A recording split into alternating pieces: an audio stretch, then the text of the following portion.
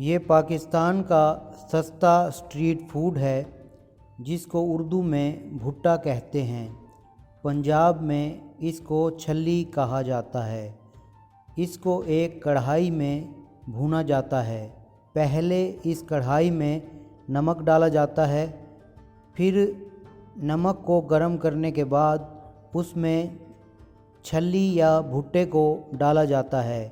अगर नमक गर्म हो तो 2 से 3 मिनट में भुट्टा तैयार हो जाता है, और अगर नमक गर्म ना हो तो 6 से 7 मिनट में भुट्टा या छल्ली तैयार हो जाती है। आइए देखते हैं कि कैसे भुट्टे को तैयार किया जाता है। दोस्तों, अगर आपने अभी तक मेरे चैनल को सब्सक्राइब नहीं किया तो मेरे चैनल को सब्सक्राइब कर लीजिए और घंटी के बटन को लाजमी दबा दें, जिससे आपको मेरी नई वीडियोस के नोटिफिकेशन मिलते रहेंगे। शुक्रिया।